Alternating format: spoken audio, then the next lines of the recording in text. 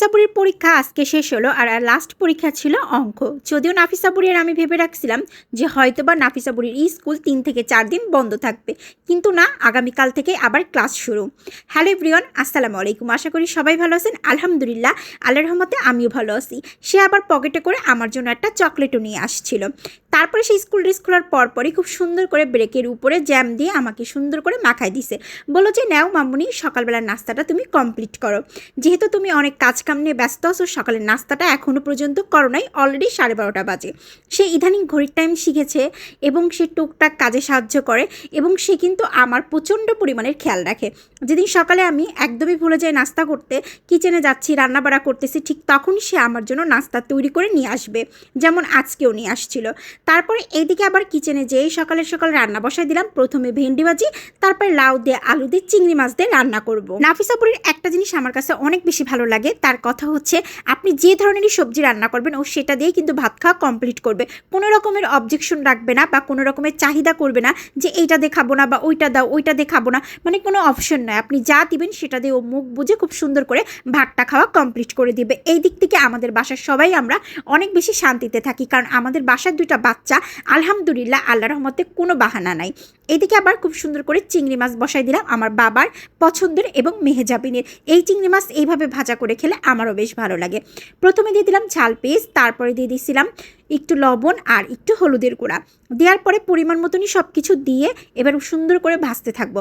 ভাজতে ভাজতে খুব সুন্দর করে যখন কালার চেঞ্জ হয়ে আসবে, তখনই কিন্তু আমার চিংড়ি মাছ রান্নাটা কমপ্লিট হয়ে যাবে। আর এটা সময় নিয়ে অনেক টাইম ধরে ভাজতে হয়। এখানে যদি আমি মরিচের গুঁড়া দিতাম তাহলে কালারটা কিন্তু আরও ভালো আসতো, বাট আমার বাবা ঝাল একেবারেই খেতে পারে না, এই জন্য শুধুমাত্র কাঁচামরিচ দিয়ে কিন্তু এইভাবেই চিংড়ি মাছটা ভাজা করছিলাম। আর খেতে অনেক বেশি সুস্বাদুও ছিল আলহামদুলিল্লাহ।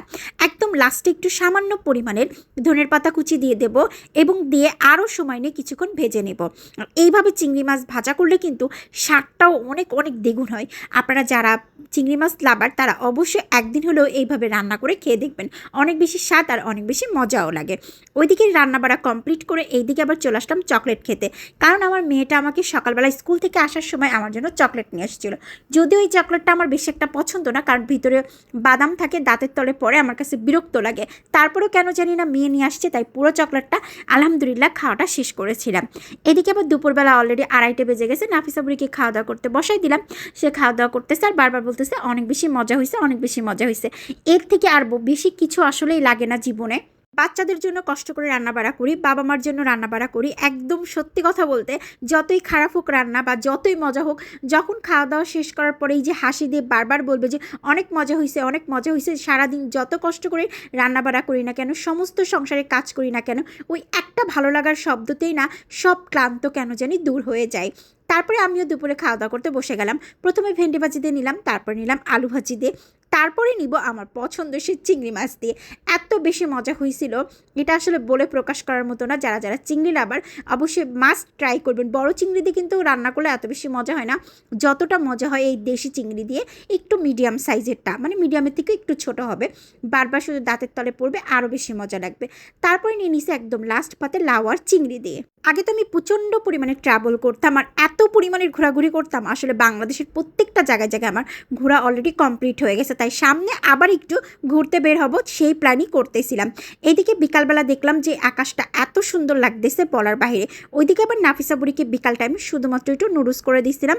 নাফিসাপুরী বলতেছিল যে আজকেও নুডলস করে দাও, তাই ও যা বলে সেটাই আসলে করার চেষ্টা করি। আকাশটা এত পরিমাণে সুন্দর যে নাফিসাপুরী একদম বেলকনিতে দাঁড়ায় দাঁড়ায় নুডলস কাটছিল আর আকাশটা সৌন্দর্য উপভোগ করতেছিল। আসলে আজকের আকাশটা অনেক সুন্দর, মাশাল্লাহ মাশাল্লাহ। এইদিকে আমি আকাশ দেখা কমপ্লিট করে একদম আমার পছন্দের একটা দুধ চা নিয়ে বসলাম, কারণ সন্ধ্যার সময় সারাদিনের ক্লান্ত শেষ হবে এই দুধ চা দিয়ে। সবাই ভালো থাকবেন আর অবশ্যই কিন্তু লাইক কমেন্ট শেয়ারতে পাশে থাকবেন। এইদিকে আবার নাফিসাপুরী তার নানির সাথে একটু বাইরে গেছিলো হাঁটাহাঁটি করে, বাসায় এসে আমাকে বলতেছে তার নাকি নানির সাথে ঘোরাঘুরি করে আজকে ভীষণ পরিমাণের ভালো লাগলো। এই ছিল সারাদিনের টুকটাক ভিডিও। কর্মজীবনে এত পরিমাণে ব্যস্ত হয়ে গেছি যে টাইম টু টাইম আসলে ভিডিও আপলোড করতে পারতেছি।